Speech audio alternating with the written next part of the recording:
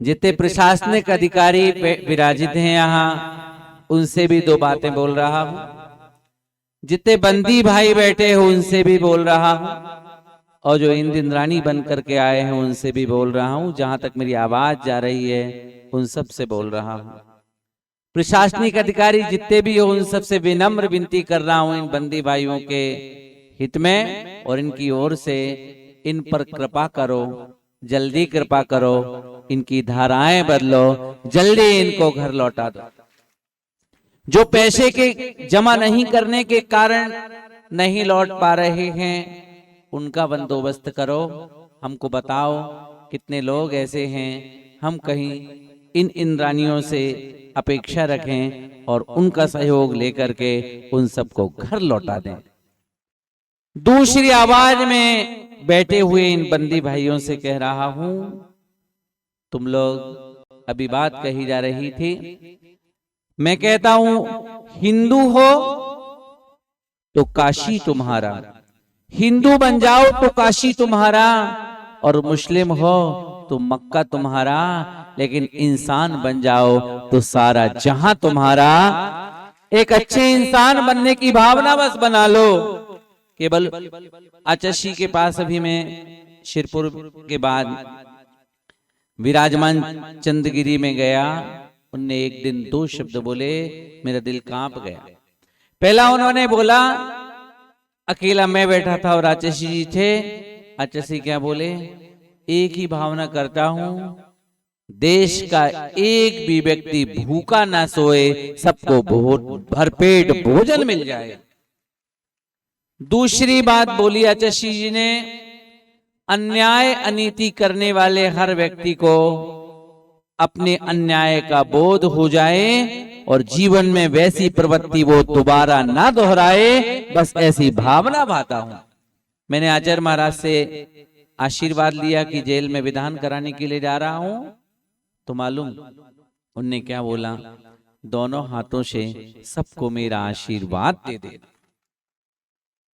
आप समझ सकते हो, इस पूरे विश्वास में, पूरे विश्व में प्राणी मात्र के कल्याण की भावना जिस जीव के दिल में है, उस शख्स का नाम है आचार्य विद्यासागर जी महाराज। बरोज सोच रहे हैं सिर्फ सागर जेल नहीं, विश्व के जितने जेल में लोग हैं वो लौट जाएं, पर जैसे हैं वैसे बन करके ना लौटें। अरे ऐसे लौटें कि जेल में आने वाला कोई और था, जेल से जाने वाला कोई और है। आने वाला पापी था, जाने वाला पुण्यात्मा है। आने वाला गुनहगार था, लेकिन अब जाएगा तो गुनहगार को भी समझाएगा कि गुनाह नहीं करना। देखो, एक गुनाह जहां माफ होता है उसका नाम न्यायालय है, लेकिन जहां लाखों गुनाह माफ होते हैं वो गुरु और प्रभु का जिनालय है। ऐसे प्रभु और गुरु मिले हैं। बस जिंदगी में कई बार इतना पुण्य करने के बाद भी तुम लोग इतने दिन से रिहा नहीं हो पा रहे, इसका बहुत बड़ा राज है। कहो तो दो बात बोल करके बताऊं, हाँ बोलो तो बताऊं, नहीं तो नहीं बताऊं। मालूम तुम लोग इसलिए नहीं निकल पा रहे हो, तुम लोग सोचते हो क्या करूं अपने केस को ढीला करने के लिए, किसको फंसा दूं। एक काम करो उसको फंसा दो, एक काम करो उसको फंसा दो। अब की बार बुलाया जाएगा तो ये झूठ बोल करके अपनी सफाई दूंगा, फिर ये झूठ बोल करके अपनी सफाई दूंगा।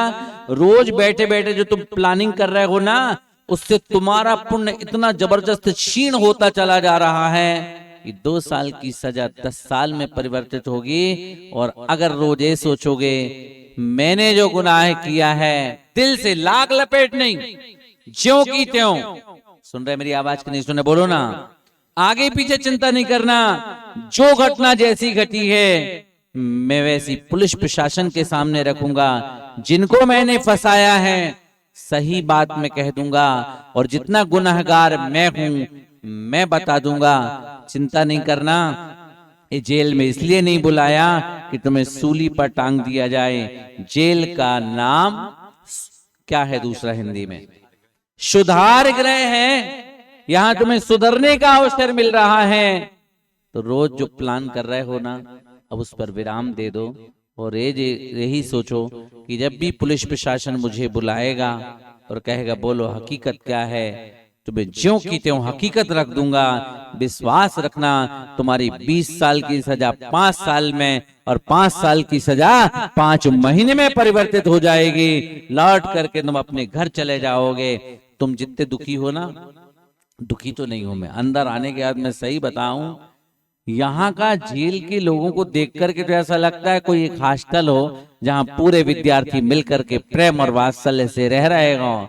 तुम तो खुशहाल हो, लेकिन अपने दिल से पूछो, तुम्हारी माँ रोज आंसू बहा रही है, तुम्हारे पिता रोज आंसू बहा रहे हैं, तुम्हारी पत्नी और तुम्हारे बच्चे रोज आंसू बहा रहे हैं। कुछ अच्छा सोचो ना कि लौट करके जाओ तो उनके फिर भी आंसू बहें, लेकिन बदलाहट ऐसी हो जाए, अभी तक दुख के आंसू हैं, जब लौट करके जाओ तो तुम्हारी माँ तुम्हारे सामने खुशी के आंसू बहाए और कहे लौट करके आ गए हो बेटे, अब ऐसी कोई हरकत नहीं करना कि दोबारा तुम्हें फिर वहां जाना पड़े। शेष बातें फिर कभी करूंगा आप सबके बीच में।